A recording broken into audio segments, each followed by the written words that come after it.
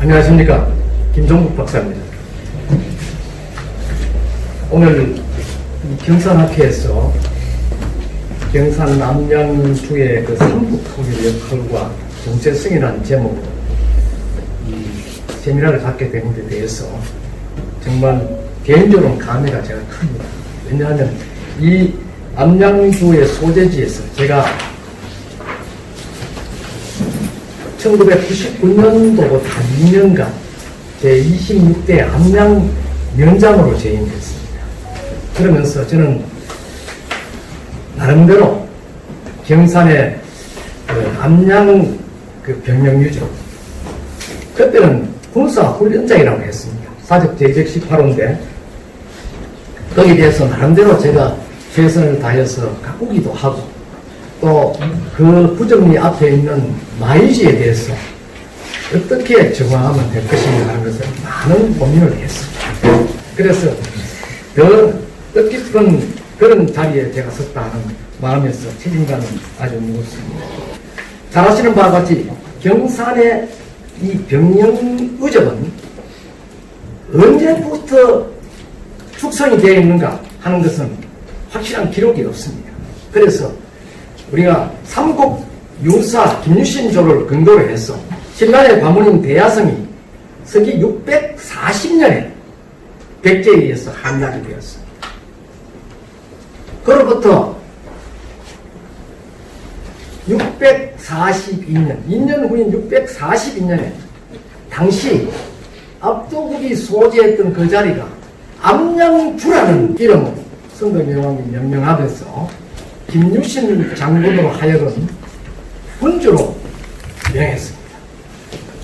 그런데 중요한 것은 김유신 장군이 군주로 부임할 즈음에 암양에 막상 도달해 보니까 내가 신라의 장군이니까 암양 가면은 많은 그 백성들이 나와서 환영할 것이다 이렇게 생각하고 왔는데 삼국 사기의 기록을 보면 아무도 그를 반기지 않았다 하는 기록이 있습니다. 그래서 김유신은 그를 보통 사람 같으면 그걸 꾸짖고 또 거기에 대한 책임 추궁도 하고 이렇게 했었던데 이분은 덕장으로 알려진 인물입니다. 그래서 가만히 생각해 보니까 하하 이 암양주의 사람들은 신라에 의해서 서기 102년에 멸망하였던 그런 사람이다. 그런 지역이다. 해서 아직까지 신라에 대한 감정이 남아있구나 하는 생각에서 김유신 장군은 달포에 걸쳐서 그들 그 민중 속에 들어가서 그들과 함께 저작거리에 나가서 유의도 하고 또 술도 마시고 마치 외부의 인사들이 보면 저거 방탕한 생활을 하는구나 하는 그런 모습이 엿보이도록 하였다는 기록이 있습니다. 그러나 처음에 암양 주민들은 신라의 큰 장군이 우리 지역에 와서 군주로 왔으니까 이제 자기가 알아서 잘 지켜주겠지 이렇게 생각했더라 했는데 막상 김유신이라는 장군이 암양주의 군주로 부임되고 난 이후에 보니까 이거는 장군이라기보다 졸장군이었다. 우리가 듣고 있는 하고 이야기하고는 전혀 다른 안 사람이다 하고 걱정을 하게 되었습니다. 당시는 백제가 대야성을 정벌하고 곧 신라의 금성까지 쳐들어올 그런 기세에 있었던 그러한 시점인데 군주라는 사람이 방탕한 생활을 하고 앞뒤도 구별을 못하니까 이거 어찌하면 좋겠나 하고 스스로 걱정하는 나머지 암양민들이 청장님들이 중심이 되어서 스스로 이 암양을 지키자 하는 뜻에서 암양을 지키는 구국대를 조성했다. 지금 그 표현으로 말씀드리면 그렇게 할 수가 있습니다. 저는 설화와 민속학을 전공한 사람입니다. 저는 역사학자가 아닙니다. 그래서 설화적으로 표현하면 이는 곧 암양인들이 스스로 걱정해서 묘사해 가는 우리가 우리 땅을 지키자 하고 명 조직과 같은 그런 봉기를 하였다. 이렇게 볼 수가 있습니다.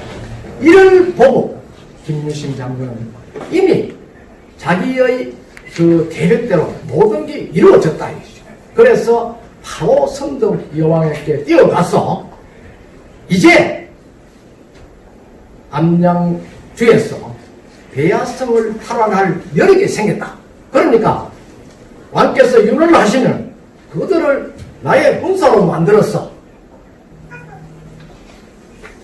대야성을 탈환하는데 보탬이 되도록 하겠다. 이렇게 이야기하니까 선덕 여왕이 군사 훈련에 능한 100개 군사 앞에서 지졸인 그대 주에 있는 병력들을 가지고 감히 탈환을 할 수 있겠느냐 이렇게 이야기하니까 김유신은 모든 것은 우리들이 해내겠다는 결심만 굳어지면 그 무엇도 이루지 못하는 것이 없다고 생각한다 하면서 왕에게 설득을 하니까 왕이 김유신 장군 뜻대로 하라 해서 결국은 돌아와서 선덕 여왕의 윤호를 받은 김유신은 암양의 청장년 거액들을 흡수하게 됩니다. 그리고 자기가 달포 동안 그렇게 하게 된 여러 상황들을 설명하게 되었던 것이죠. 그로부터 암양인들은 스스로 김유신의 깊은 뜻을 이해하게 되었고, 그래서 거기에서 군사 훈련을 하였는데, 그 당시에 군사 훈련장이 지금 남아있는 사적 제218호인 경산 병영 유적이 확실한가 아닌가 하는 데 대한 명확한 기록을 했습니다. 그러나 다만 1972년도 5년도 그 사이에 영남대학의 이은찬 교수라는 분 두릅산 유적보라는 논문을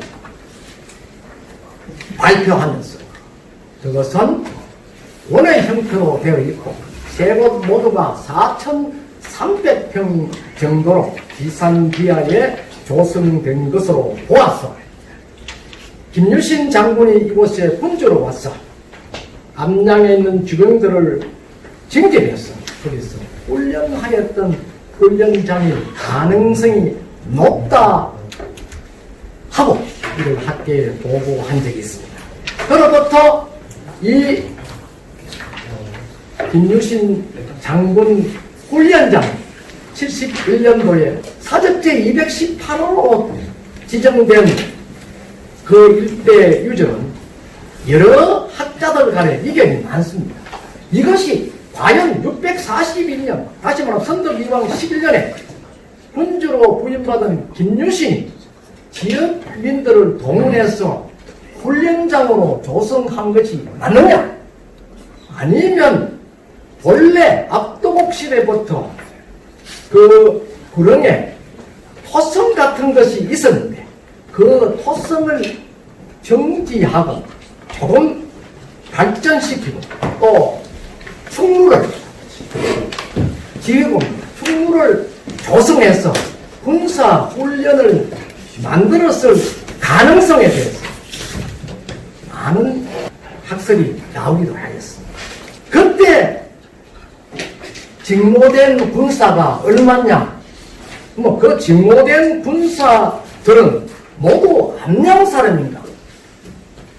또 신라에서 화랑들이 함께 하지는 않았나 하는 데 대해서는 설화의 전성통으로 보면 여러 설이 있습니다. 하지만 삼국 사기에 보면 김유신 편에 김유신이 출전할 때는 보편적으로 신라 정예군을 10,000명 정도 이끌고 전장에 나섰다 하는 그런 기록들을 곳곳에서 찾아볼 수가 있습니다. 그래서 이 10,000명의 병사를 징집했고, 그리고 그 군사를 이끌고 대야성에 가서 대야성을 645년에 탈환하게 되었다 하는 과정에서 과연 거기에 10,000여 명 중에서 암양리는 얼마일까 하는 것입니다. 저는 감히 설학자로서 추론하는데 그 중에 한 7할 정도는 암양을 중심으로 한 경산 일대, 대구 일대, 또 영천, 정도 이 일대 지역의 민병들이 주병으로 참여하지 않았나 생각하고, 나머지 3할 정도는 신라의 군사가 오지 않았나. 이때 왜 그런 추론을 할 수 있냐면, 정전 이 자체가 백제와의 전투에도 한 곳의 전투가 아니었습니다. 여러 곳에 전쟁이 일어났고, 또 기록에 보면은 신라와 고구려 접경 지역에 있는 신라의 관문성이 그 당시 백제에 의해서 여러 개의 큰 성이 함락되었다 하는 그런 기록이 있습니다. 이런 기록들을 미루어 보았을 때는 산발적으로 신라의 정예군들은 정예군 나름대로 지금의 경주로부터 시작해서 산례, 이성 이렇게 해서 출정해서 백제까지 이미 다른 장수에 의해서 출정하였을 가능성이 높고, 다만 대야성 탈환 전투에는 암양의 주변이 참여하였을 것이다.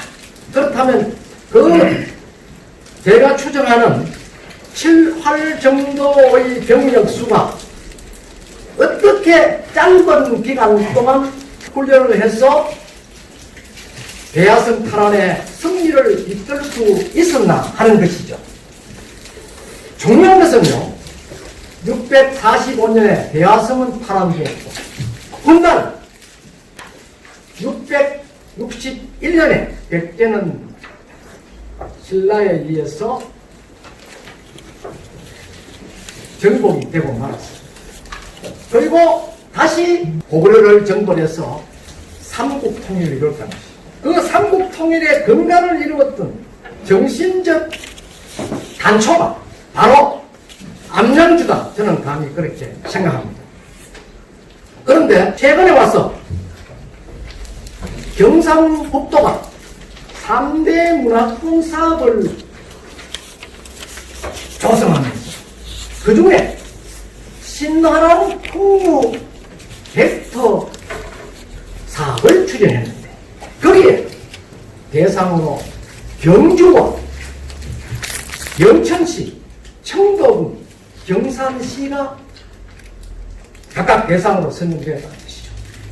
여기에 그 투자비를 보면 경주시 신라마을은 980억을 투자했습니다. 그리고 청도군의 신화랑 풍류마을은 약 500억, 영천에도 500, 500억 정도 각각 투자를 했습니다. 그러나 기존의 삼국 통일의 정초기지고 화랑의 무대라고 볼 수도 있는 이 암양 지역에 투자한 금액은 38억입니다. 그렇다면 왜 암양 지역에는 38억 밖에 투자할 수 없었던가 하는 관계자의 말에 의하면 별로 할 것이 없었다 하는 것입니다. 기가 참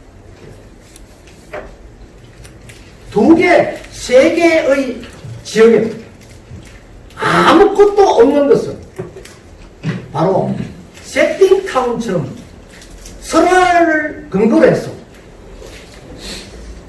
만들었어. 쉽게 하면 청도는 은강법사의 세속 5개를 토대로 했어.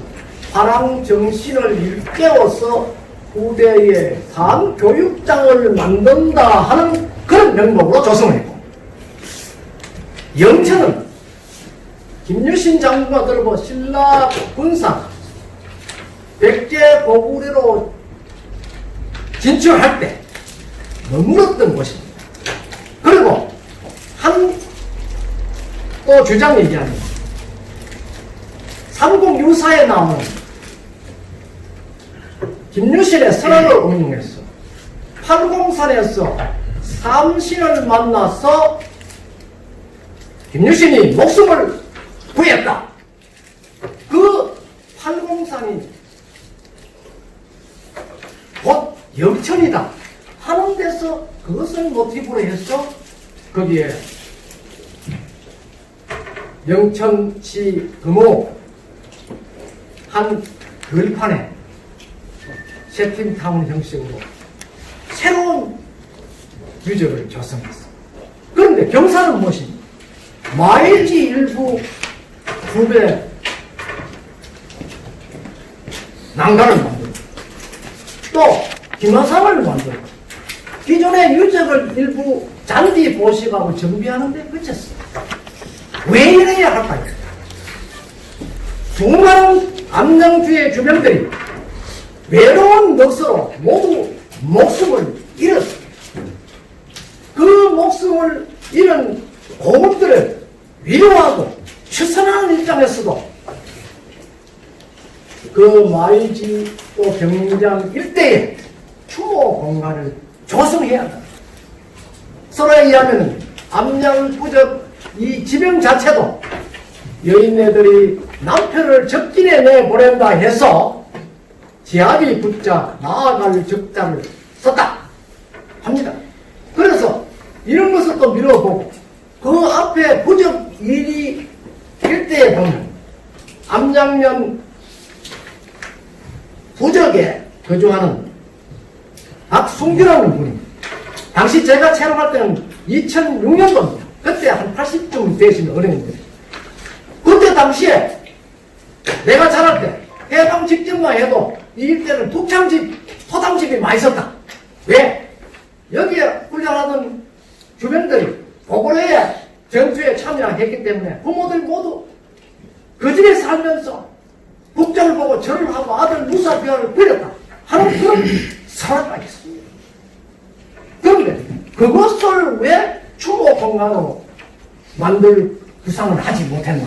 정말 답답합니다. 그리고 다른 곳에 저 육주나 저 방부대 입국하면 스토리보드 이야기 마을이 있습니다. 생소한 지역에 이야기 마을을 조성했고 그러나 그마다 올라가면서 질문, 옆판에서 질문하는 스토리보드가 있고 저판에는 답변하는 스토리보드가 있고 이렇게 해서 그 역사를 이해할 수 있도록 만들었습니다. 그러면 경산에는 그걸 만들 수 없나요? 며칠 전에요. 경주 신라마을에 가니까 마무리해 주십시오. 신라마을에 가니까 입구에 화랑상을 거창하게 동상으로 만들어놨어요. 그것만 해도 그 수천만 원이 들지 않았나 합니다. 그러면 경산의 유적에는 김유신과 더불어서 그 주변들의 활동상이 담겨져 있는 그런 김화상이라든지 이런 것은 조성할 수가 없었는데 하는 것입니다. 그래서 저는 감히 경산 지역에도 정말 신라의 삼국통일의 전초기지라는 그 닉네임을 붙인다면 이는 간과할 수 없다는 것이죠. 그래서 적어도 그 마일지 주변에 추모 공간이 정답 또 사후 이런 정도는 과감한 결단으로 만들어야 됩니다. 그렇게 만드는 게 대한민국에 한두 곳입니까? 수없이 많습니다. 그런데 왜 신라를 구하기 위해서 한 지역에 많은 청장들이 전부 죽었는데 왜 그것을 현찰하지 못합니까? 이건 이해할 수 없습니다. 관계당국에서는 좀 더 대성적 마음으로 신경을 써야 됩니다. 종합적으로 말씀드리면 이런 삼국 통일을 이렇게는 전초기지의 일상정리, 그때 수없이 죽어가는 그 공원들을 위해서 거기에 압력일 때 추모 공방과 앞에서 말씀드리는 이야기 마을, 스토리 보도, 이렇게 해서 명실상부하게 후대, 후손들에게 이것이 바로 나라를 구하기 위해서 수많은 우리 선조들이 돌아가신 것이다. 그러나 그 흔적은 바로 그분들이 희생함으로써 오늘날이 있다는 것을 여러분들에게 알려주는 한 교훈의 도장이기도 하다 하는 것을 남겨둘 필요가 있다는 것을 강조해드리면서 그 강의를 마치겠습니다. 감사합니다. 네, 수고하셨습니다.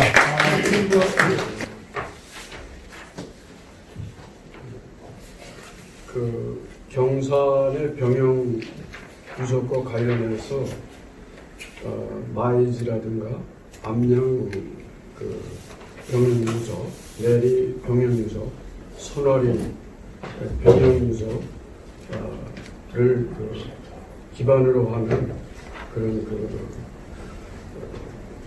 다른 지역과의 어떤 이런 비슷한 유형의 주제, 이런 테마파크 이런 사업들이 우리 경산이 너무나 참 저조하고 앞에 많은 과제가 있지 않는 것을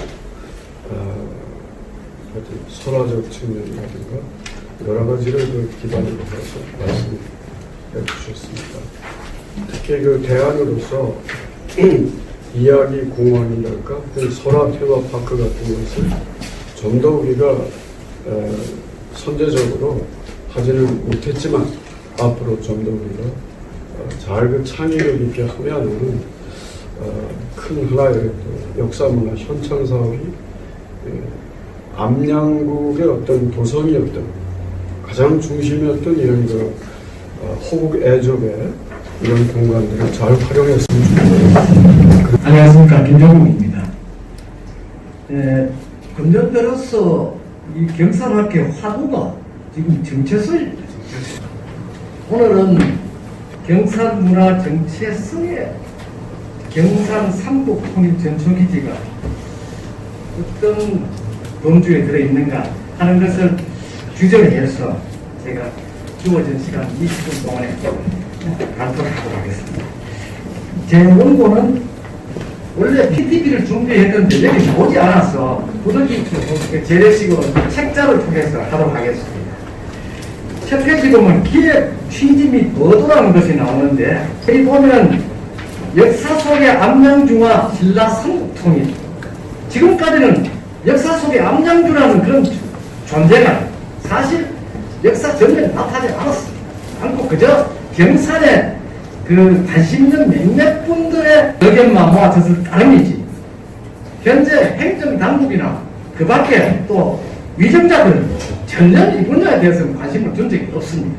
그런데 최근에 와서 경산학회가 여기에 대해서 포커스를 두고 경산문화 정체성하고 연계해서 창의적으로 이를 한번 재정립해보는 방안을 검토하자, 이런 의견이 나왔습니다. 그래서 암양주는 과연 어떤 존재인가 하는 것은 지난번에 제가 발표를 한번 한 적이 있습니다. 그래서 그 부분은 생략을 하고 오늘은 이 암양주의 역할에 따른 역사적 보상, 또 앞으로 이것을 경산의 하나의 정체성으로 포함시켜서 어떻게 발전시켜 나가면 좋을 것인가 하는 것을 제가 그동안에 마음에 담아두었던 것을 한번 말씀드리도록 하겠습니다. 그 다음 페이지 보면 추진 전략이 나옵니다. 이 경산이라는 존재가 원래는 서기 100년에 압도국이라는 그런 국가가 있었는데 신라에서 멸망을 했습니다. 그리고 서기 642년까지는 이 지역이 무주공산이었습니다. 아무것도 없었습니다. 뭐 어떤 행정구역도 없고 이 지역을 통제하는 사람도 없고 다만 경주라는 신라라는 그 나라 속에 포함되었을 따름이지 아무런 역사적 전면이 나타날 수 없습니다. 그런데 640년에 신라의 관문성이 매화성이 백제에 의해서 함락이 되었습니다. 그로 인해서 대하성의 본래 신라의 새로운 어떤 군사 조직을 만들어서 대하성을 탈환하려고 했는데 그 지역 일대의 민심이 이미 백제에 설렸기 때문에 어쩔 수 없이 뒤로 물러섰던 것이 바로 경산지입니다. 그래서 642년 성덕 여왕이 이 지역을 암양주라 명명한 것입니다. 이건 뭐 삼국 사기의 기록이 명확히 나 있습니다만, 그래 하면서 김유신 장군을 이거 군주로 명령을 한 거죠. 그래서 김유신 장군이 부임을 했는데 사실은 신라에 대한 감정이 아직까지 많이 있었던 암양주 주민들은 신라에 대해서 어떤 협조력을 전혀 생각하지 않았다는 것입니다. 그럴 때 김유신이 그 뜻을 헤아리고 달포 동안 그들의 행위들을 지켜보면서 그들과 함께 어울려서 생활하다 보니까 문득 이 사람들이 김유신이라는 존재를 두고 상당히 큰 기대를 하였었는데 막상 김유신을 대하고 보니까 그들이 생각했던 것보다는 훨씬 더 미치지 못하는 용렬한 장수였다. 그렇게 해서 이러다가 안 되겠다. 우리가 이 지역을 스스로 지켜야 되겠구나 하는 그런 결심이 있었던 것입니다. 그렇게 해서 김유신과의 뜻이 합쳐져서 성덕 여왕으로부터 신라의 정예군으로 편성하는 데 유능을 받은 거죠. 그로서 암양주의 주병들이 사실상 신라의 한 군사들이 되어서 결국 암양 일대에다가 요새 같은 농산훈련소처럼 대규모 훈련장을 만들어서 여기에다 군사를 양성했다는 것입니다.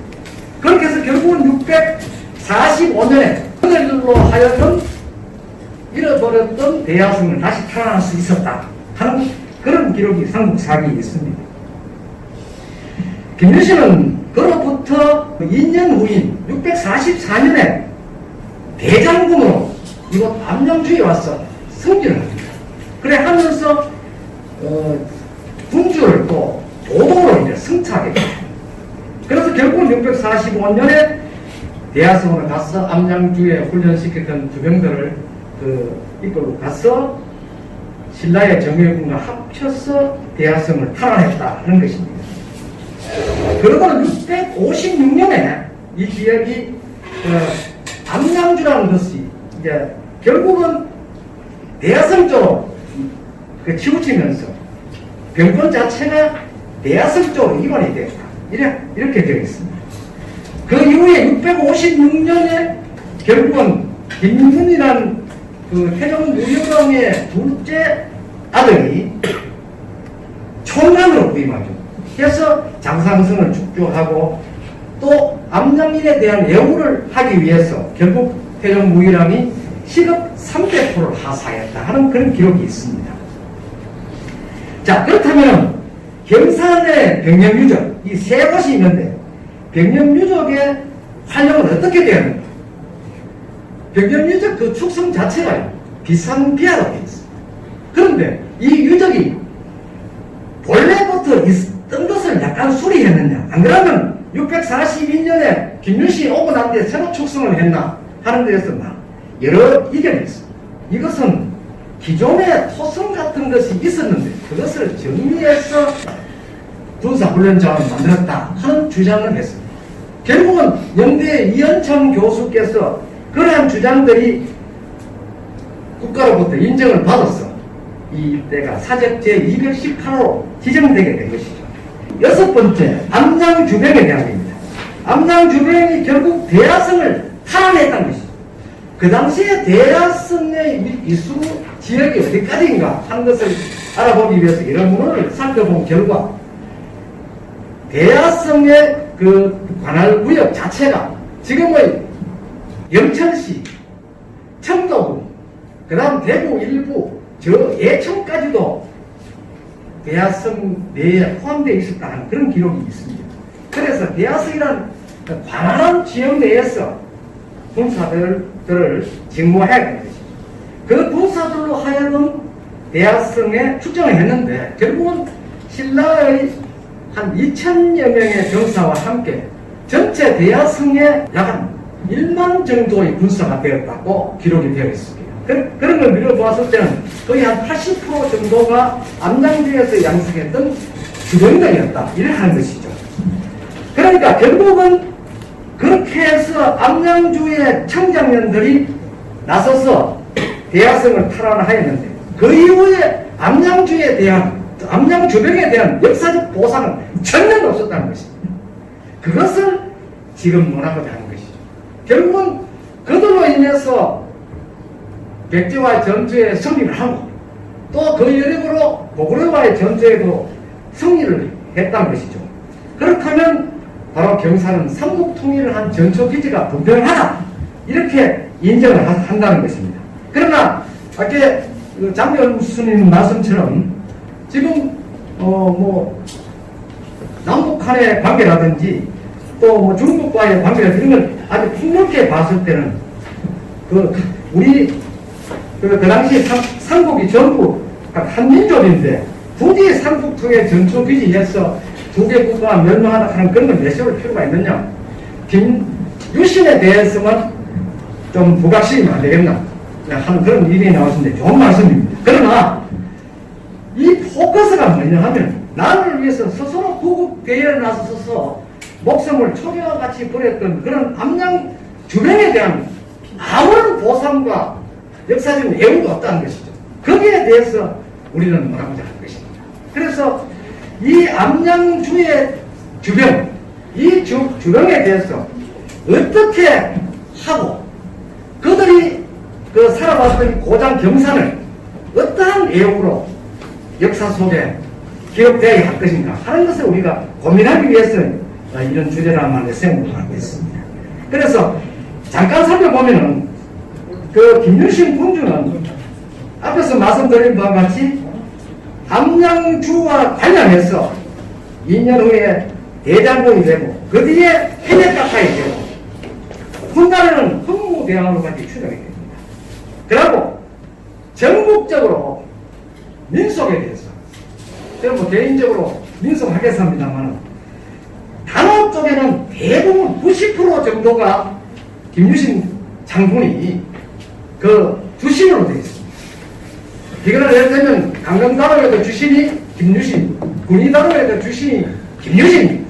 하지만 김유신 장군이 이곳에 군주로 14년 동안 있었습니다. 이 지역에는 자인단호라는 단호가 있습니다만 자인단호의 주신이 그냥 한 장군입니다. 그럼 이 한 장군이 누구단 말입니까? 그런데 자인단호의 연회를 살펴보면 자인단호는 신라 또는 고려 초다 이렇게 이야기하는데 신라 말까지 경산 지역에 장군이라고 지칭하는 사람 역사적으로 남아있는 사람 한 사람도 없습니다. 그렇다면 누구냐 이죠. 그리고 자인단호 속에서 연행되는 영웅부 자체가 둥근춥입니다. 이 둥근춥이라는 것은 곧 원무거든요. 이 원무는 신라 때 있었던 춤입니다. 어떤 학자들은 둥글게 춤추는 게 신라 시대 때 원효대사가 저작거리에 나와가지고 무예춤을 춘 것이 둥근춤인데 그것이 발전돼가지고 원무가 된 게 아니냐 합니다. 사실은 신라의 원아들이 춘 춤이 원무다 하는 기록이 있습니다. 화랑서기에 보면 그렇게 되어 있는데 이 원아는요 여자 화랑입니다. 그 사람도 갈도 타고 활도 소부했던 그런 화랑입니다. 그들이 모여서 춤추는 것이 바로 원무였다는 것이죠. 그 원무를 그대로 받아서 자인단호에 포함시키면서 그들이 춤을 춰서 외모를 요인에 선멸했다 하는데 그 춤을 여원무다 한다는 것이죠. 그리고 근래에 와서는 정판서 한장군이다 이렇게 하거든요. 대체 어떻게 된 건지 모릅니다. 지난번에 세미나를 한번 개최했는데 거기에 대표국으로 있었던 사람이 뭐라고 얘기하면 병조판서 한장군이다 또 이렇게 이제 바뀌어집니다. 그렇다면 앞으로 시대가 흐르고 세월이 많은 세대가 바뀌면 뭐라고 나올지 모릅니다. 일부에서는 청주환씨가 우리 청주환씨의 선조다 이렇게 해서 느닷없이 청주환씨 대동 보여보면 한장군에서 자기 도천산에서 외부를 물리쳐가 이렇게 해가 이런데 다른 날 죽었다 이렇게 써있어요. 이거 뭡니까? 우리가 추정하기로는 이 역시 김유신 장군일 가능성이 높다는 것이죠. 그래서 여기에 대해서도 앞으로 이 경산학회단 경산 학술기관에서 연구할 과제입니다. 그리고요, 암양 주변은 앞에서도 말씀했다시피 김유신 장군에 대한 애호는 이렇게 나왔습니다. 또 삼국 유사의 기록 보면은 김유신 장군이 33천신 중에 한 분이다. 죽어서 천신이 됐다. 이런 기록도 있습니다. 그런데 암양주 주병에 대해서는 삼국사기, 삼국유사, 향제가 없습니다. 그것을 우리가 들춰내고자 하는 것입니다. 그리고 여기서 왜 우리를 경상문화 그 정체성을 창의적으로 다시 정립을 시켜야 되는가 하는 것은 이들의 외로운 역사를 달래주고 또 그 당시 이 암양주에 있던 우리들의 선조들의 그 죽음을 우리는 어떻게 역사적으로 보상과 재애호를 해줘야 하는 것에 대해서 고민을 해야 하는 것이죠. 경주에 가면요, 그 신화랑 풍류 마을에서 화랑마을을 조성해 놓고 거기는 약 900억 정도 예산 투자했습니다. 거기 가면 입구에 가면 대형 화랑상을 만들어 놨습니다. 그러나 경상은 세 개의 훈련장이 있고 또 그들의 그 흔적들 뿐만 아니고 기록들이 삼국사기나 삼국유사에 여러 번 반복되어 있는 것 불구하고 왜 그들에 대한 어떤 흔적은 없고 그저 훈련했다는 곳 훈련장만 3개 남아있는 것이죠. 그래서 저는 여기에 대해서 앞으로 이 정체성 재정에 위해서 무엇을 해야 하는가를 몇 가지 제시를 해드렸습니다. 첫째는요, 여기에 대한 그분들의 그 활동성을 알리는 대형 상징물을 조성해 둘 필요가 있다 하는 것이죠. 그러니까 세계 훈련장과 마을지가 있는 그 일대에다가 대규모 화랑상을 만든다든지 암양 주변 산을 만든다든지 이런 식으로 해서 경산의 그 이미지를 새롭게 부각시킬 필요가 있다 하는 것이고, 두 번째는 이들의 이야기를 몇몇 분만 아는 이들의 이야기를 좀 구체화하기 위해서는 이들의 흔적이 있고 이들의 이야기가 있는 곳에 그 인근 마을이 한 3개 정도 부락이 있습니다. 그 부락에다가 이야기 마을을 조성할 필요가 있다는 것이죠. 그림과 같이 보면 군위에도 보면 삼국유사 지필을 그어서 했는지 아닌지 전혀 기록이 없습니다. 그러나 그들은 삼국유사의 고장 군위 이렇게 써놨습니다. 삼국유사로 쓴 사람이 이런인데 마치 군위 가면 어린아이들은 이름이 어디 사람이고 하면 군위 사람입니다. 그 경상 사람도 오히려 우리 경상인데 하면 아이고 아저씨 모르는 소리 하지 마시오 이렇게 합니다. 그러면 이거 어떻게 되는 겁니까? 그래서 그 화방마을에 가면 담벼락마다 전부 그 사진에서와 같이 삼국유사 고장 군이라고 다 써붙여놓고 이련스님 그 대형 그 화상도 담벼락에 전부 그려서 붙여놨습니다. 또 비근한 애는 두 번째 그림에서와 같이 새마을 운동을 하였던 발상지에 가면 박정희 대통령을 선두로 해서 많은 사람들이 새마을 운동하는 그런 모습들을 그 동서로 만들었어. 동적으로 이렇게 만들어서 그 새마을의 마을이라는 그런 이야기를 그 움직이지 않는 동상들을 보고 이곳이 새마을 운동을 하였던 발상지구나 하는 걸 알도록 해두었습니다. 그런 거는 선산에도 있고 우리 인근에 있는 청도가도 있습니다. 이렇게 이런 점. 그 다음에 또 그 스토리보드를 곳곳이 설치해서 그 역사적 유적을 안 봐도 그냥 지나가면서 글만 읽고는 모두 알 수 있도록 설명을 별도로 안 듣고도 알 수 있도록 하는 그런 스토리보드를 제작하는 그 대표적인 곳이 있습니다. 그것이 어딘가 하면 울주군입니다. 거기 가면 방구대에 들어가는 박물관 입구부터 방구대까지 질문한 식으로 하고 다음에 답이 나오고 또 질문하고 답이 나오고 이렇게 해서 끝까지 가면 방구대를 어떻게 조사했고 어느 시기에 했고 왜 했는가 거기는 무슨 이야기가 있는가까지 전부 알 수 있도록 해주었던 것이죠. 이런 것과 같은 세심한 부분까지도 다른 지역에서는 신경을 쓴다는 것이죠. 그런데 우리 경산 쪽에는 이런 게 없다는 것에 대해서 한 번 더 생각을 해볼 필요가 있다. 그 다음에 추모마을 조서입니다.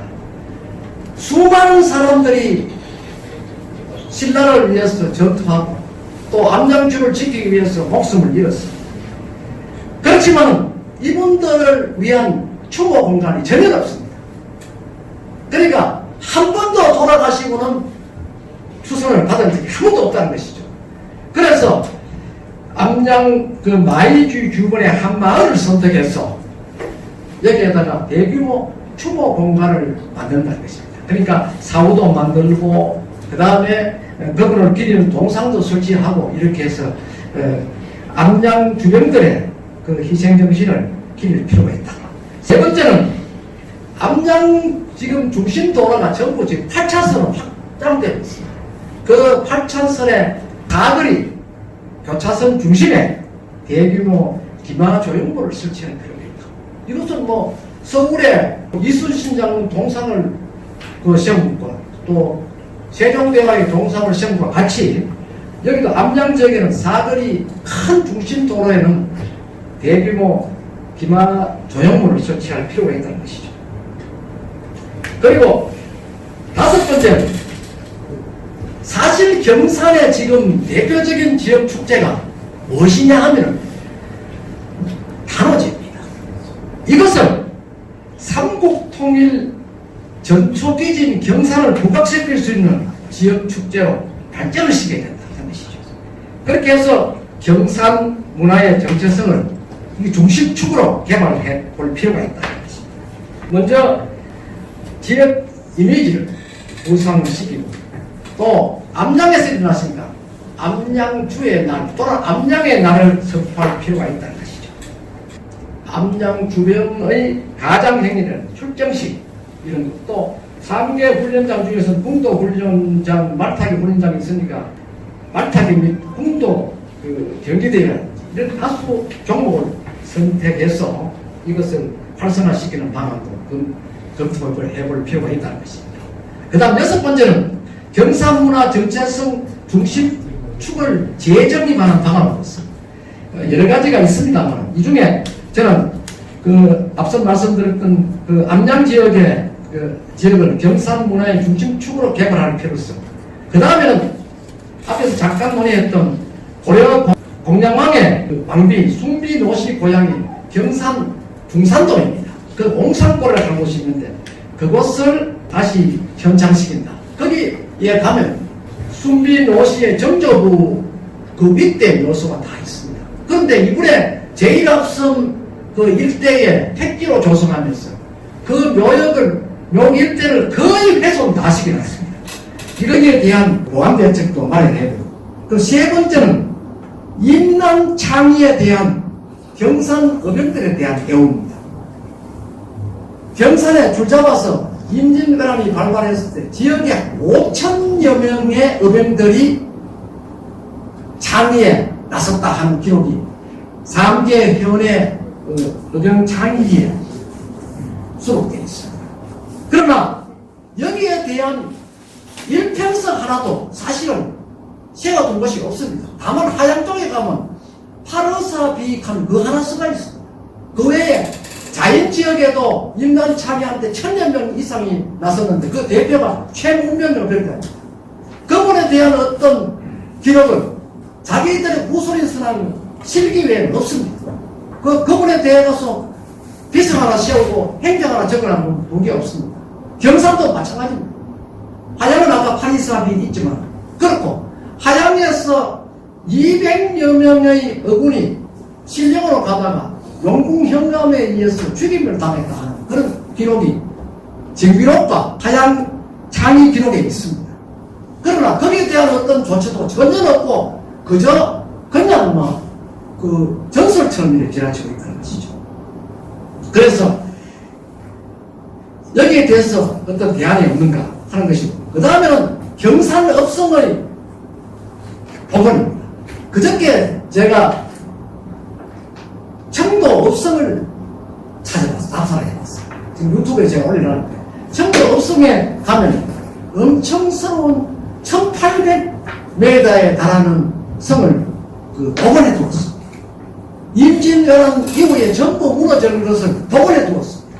그리고 성도 A급 성으로 만들어 두었다는 것이죠.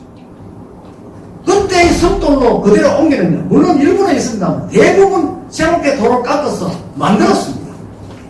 그래서 그곳에는 지금도 많은 사람들이 그곳을 찾고 있죠.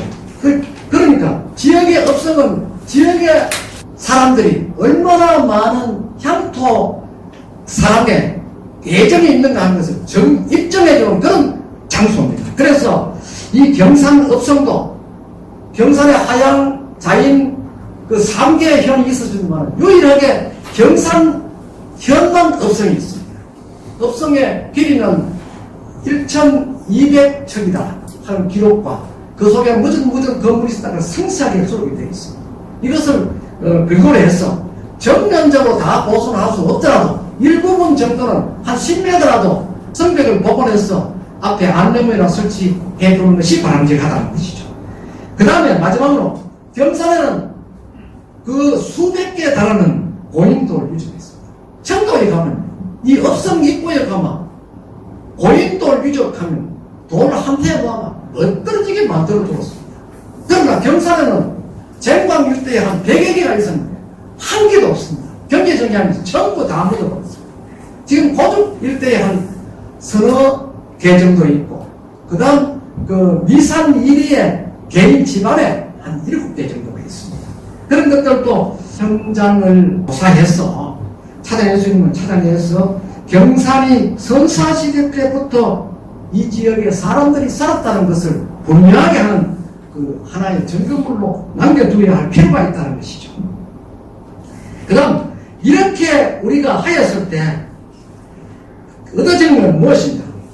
첫 번째 보면 삼국통일 전초기지 경산문화의 정체성을 물론 재정립할 수가 있습니다. 그렇게 해서 암양주의 위상을 재평가하고 또 신라 역사 속에 암양주의 역할은 무엇인가를 밝혀낼 수 있고 또 이로써 경산문화의 정체성으로 발돋움할 수 있는 것은 무엇인가 하는 것을 연구할 수 있다는 것이죠. 그 다음에 두 번째는 우국청정의 도장으로서 경산문화의 재평가입니다. 이것은 신라 삼국통일을 위한 지역의 주변들이 목숨을 걸고 일어났던 그런 상황과 또 임진왜란 때 서스럼없이 자기가 초요하신 목숨을 던지고 나라를 지키던 전면 국가적으로 보상이 없고 요청이 없어도 스스로 내가 우리 마을을 지켜야겠다는 그런 의지가 있었다는 것입니다. 거기에 대한 그런 이미지를 제공할 필요가 있다는 것이고 그 밖에도 이러한 것들이 단초가 되어서 경산문화에 밝혀지지 않은 부를 다시 들춰낼 수 있다는 좋은 계기가 될 수 있다는 것입니다. 그렇다면 한 예로 우리는 어떤 방법으로 역사적인 반성을 해야 되는가? 역사적 반성입니다. 다른 지역에 가면 비가 내릴 때면 전북 남원에 가면 춘향 테마파크라는 것이 있습니다. 이 춘향 테마파크가 무엇입니까? 실제로 춘향이가 있었느냐? 뭐 어떤 설에 보면 요사이는 그쪽에서 하도 홍보를 하니까 광해군 때 춘향이라는 사람이 있었고 월매가 있었다. 지금 그거 가면 국회합니다. 그러고 실존 인물이다라고 주장합니다. 그러나 우리가 알기로는 이건 춘향전 소설에 의한 것입니다. 이 소설에 의한 것을 가지고 수천억을 들여가지고 국책사업으로 춘향 테마파크를 남원 광활로 건너편에 조성해 두었다는 것입니다. 그 다음 두 번째는 전남 고성에 가면 홍길동 테마파크가 있습니다. 거기 가면 홍길동이 태어났던 집도 있고 집 앞에 저 아버지는 앞에 이거 뭐고 천정에 그다음에 끈을 쥐고 호랭하듯이 아들 보고 나무래는 장면 아들은 꿀 앉아가지고 아버지한테 죽어가는 이야기를 그대로 동적으로 만들어줬습니다. 그리고는 그 옆에 가면 기념관인데 가면 홍길동 족보를 만들어 주었습니다. 그리고 한양대학교 국문학 교수가 홍길동 호적부도 만들어놨어. 제 말이 의심스러우면 가보시면 안 돼요. 그래 만들어 주었는데 이 홍길동이 어떤 사람입니까? 사실 그 사람들이 주장하는 것처럼 실존 인물입니까? 이것도 지금 고성강을 실존 인물로 되어 있습니다. 그러면 세 번째는 우리 저 백령도, 백령도는 상당히 아픈 상처가 있는 곳인데 가면은 우리 심청전에서 심학교와 심청과의 이야기가 아주 그 효녀에 대한 이야기가 전송되고 있습니다. 거기도 가면 백령도 가면은 거기가 아마 인당수 모예죠. 거기에 대규모 공원을 만들어두고 심청 동산도 세워놓고 엄청나게 그게 그 일대에 그 공원으로 조성되어 있습니다. 이것도 역시 국책사업으로 추진했습니다. 그렇다면 경사는 어떤가 한다. 경사는 앞에 어떤 선언하는 소설보다 이 유구한 역사가 실존하는 역사가 현존하고 있다는 것이죠. 그러나 거기에 대한 어떤 그 현창은 거의 이루어지고 있지 않다는 것이죠. 자, 우리 그 중에 대표적인 그 역사를 보면 원효, 설청, 이런 등의 걸출한 인물이 태어난 보고다. 그러고 또 늘 삼국 통일하니까 뭐 이상합니다만 삼국 통일을 일으키는 그러한 암양 주병이 있었던 곳이다. 그리고 경사는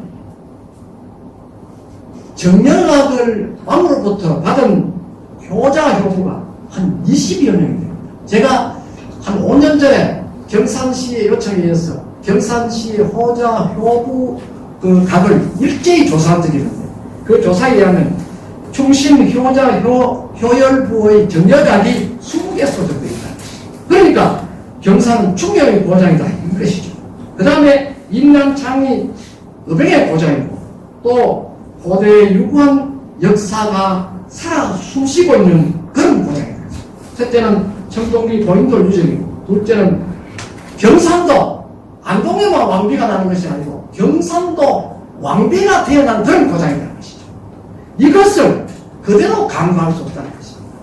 그래서 이것을 재조명할 수 있는 역사적 대현장이 반드시 이루어져야 할 것이라는 것을 제가 감히 이를 작성한 자로서 강조를 하면서 제 발표를 부족하지만 이것을 마치고 고맙습니다.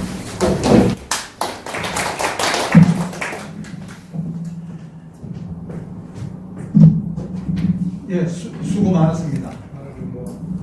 내가 말로 드립니다. 타경이도 말로 길지 않게 처세해졌습니다. 이제 마지막으로 토론자 두 분이 남으셨습니다. 이제 첫 번째 토론으로 유상열 전 강북경찰서장님의 토론이 있고요. 두 번째는 우리 경원대학교 장병영 교수님의 토론을 이어가겠습니다. 먼저 토론 주십시오.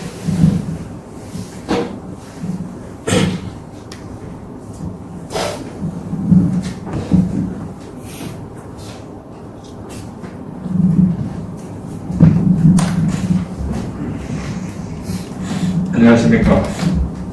인사드리겠습니다. 저 유상열입니다.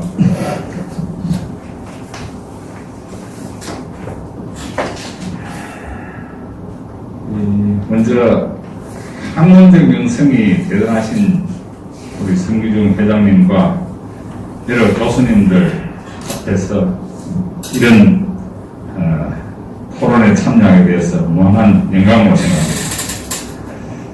생각합니다.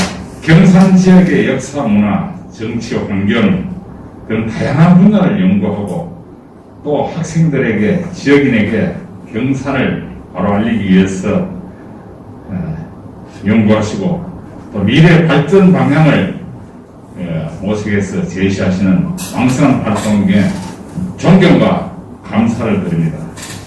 저는 경찰관으로 30여 년 넘게 여러 지역에 근무하면서 틈틈이 지역의 역사 문화에 대해서 관심을 가지고 있었습니다만은 그때는 상식도 없고 지식도 없어서 단순한 둘러보기에 머물렀습니다. 그런데 작년에 퇴직을 하고 우리 성규중 회장님과 김종국 박사님을 만나서 경산학에 대한 이야기를 듣고 이게 열심히 좀 배워야 되겠다고 생각하고 지금 걸음마 단계에 지금 있습니다. 여러 교수님들의 많은 지도 편달을 부탁드립니다. 현재 지금 인공지능에 의해서 우리의 생활이 보편화되고 있는 현 시대에서 풍요와 편안함만이 우리 인간을 행복하게 할 수 있을까라는 의문에 저는 긍정적인 생각을 갖고 있습니다. 인간이 행복하기 위해서는 인간 본성과 도덕 실천이 기본이 되어야 한다고 생각합니다. 이러한 규리에 부합하는 것이 역사 바로 알기고 지역 바로 알리는 일이 아닐까 생각합니다. 그래서 이 경산학을 연구하시는 우리 경산학회 회원님 정말 존경을 드립니다. 김영국 박사님께서 발표하신 삼국통일의 전초기지 경상문화 정체성 창의적 재정립에 대해서 잘 들었습니다. 제가 감히 말씀드리는 것이 주제넘는 일이지만 간단한 소감을 말씀드리겠습니다. 우리 박사님께서 발표하신 내용 중에 민초들의 희생인 함양주병의 이야기, 임난 장의 어병 이야기, 그다음 멸실된 경산 흑승폭은 고인들 유적에 대한 이런 부각들은 늦었지만은 새로운 의미를 부여하고 있는 것 같습니다. 이 통일신라 전초기지와 경상문화의 정체성에 대해서 우리 경상문화의 정체성을 새로 우리가 인지하고 또 향토 사랑과 그러한 역사를 만들어낸 경상인들의 이 의지를 우리가 다시 재조명하고 바로잡는 일은 정말 소중하다고 생각합니다. 서기 102년에 경산의 모태인 압도국이 신라에 의해서 멸망하고 540년간 이어져온 압도인들의 항쟁과 수많은 희생은 곧 나라 이런 서러움이 아니겠습니까?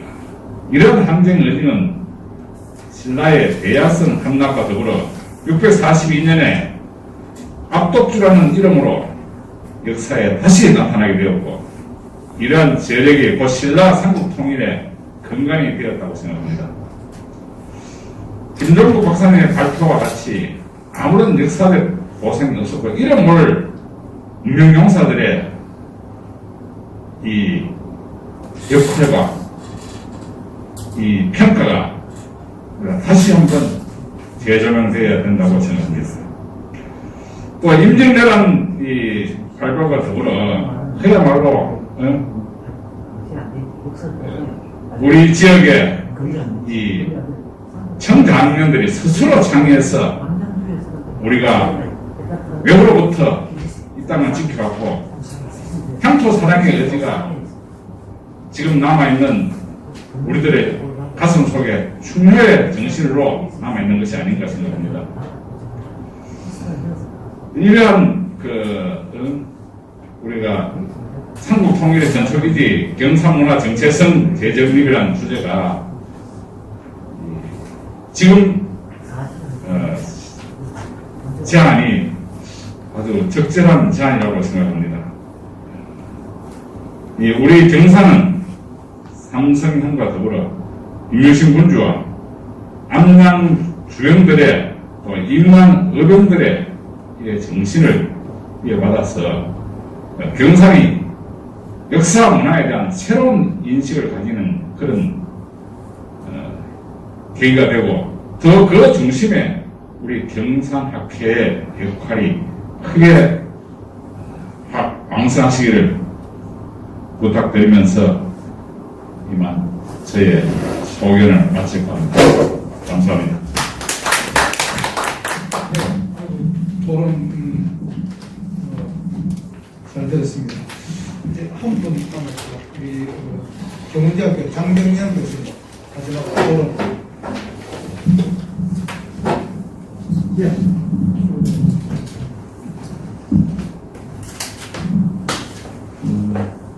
김종국 박물관장님의 역사적인 문화유산 여러 가지 고견을 잘 들었습니다.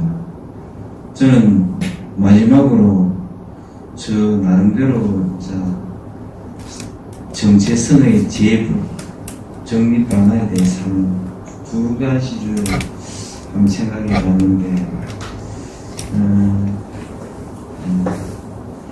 삼국통일의 전초기지였다는 그 경상과 경주 지자체인 경주의 그 문화유산, 즉 경주도 삼국통일의 그 전초기지라는데 그 역사적 문화요소의 충돌 문제가 혹시나 이 전초기지라는 언어를 통해서 그 서면 지난번에 우리 새마을운동의 시작지가 청도냐 구미냐라고 사왔는데 이거와 같이 역사적인 지자체끼리의 충돌 문제가 발생할 수 있지 않나 그렇게 생각을 해봤습니다.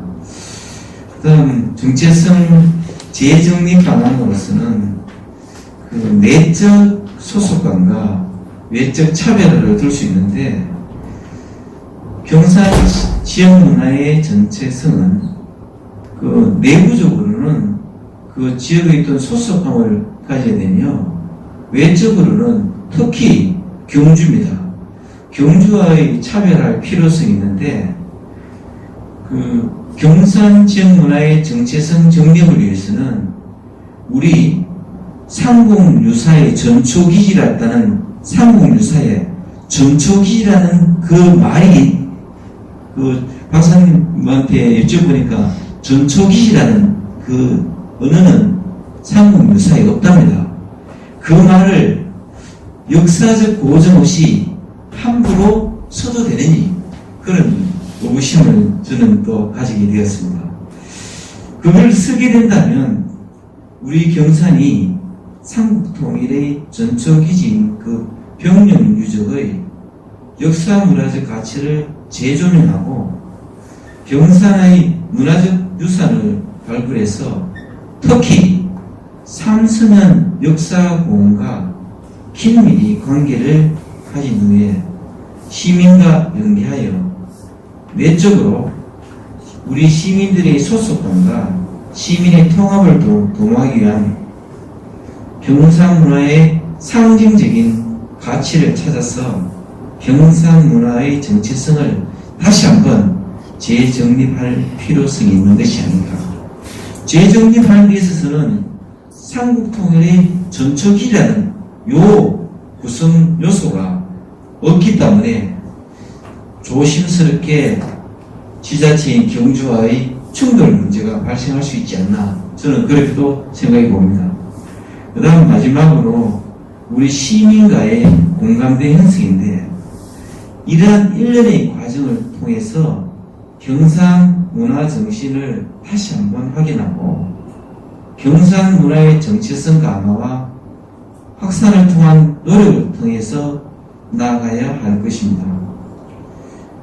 저도 그 박 관장님 말씀대로 삼국통일이 전초기지였다면 그 삼국통일의 주역인 김유신 장군의 어떤 동상을 경산의 랜드마크처럼 한번 씌울 필요가 있지 않나 그렇게 생각을 합니다. 감사합니다.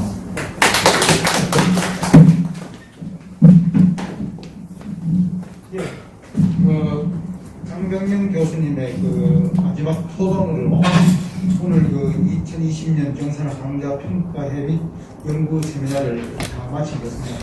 자, 그러면 시간이 지금 4시 45분입니다. 그래서 이로써 그 오늘 평가회 및 세미나를 모두 마치는 걸로 하고 잠시 공지 시간 말씀드리겠습니다. 지금 몇 시까지 우리 한 박사 몇 시까지? 5시까지 저기 거기는 이제 갈 때 전화. 여기 조금 계시다가 같이 안 바쁘신 분들은 같이 저녁 식사하는 그런 시간을 가지도록 하겠습니다. 아무튼 오늘 그 회의 주관하시고 또 참석해 주신 우리 회장님이야 모든 분에게 감사를 드립니다. 감사합니다.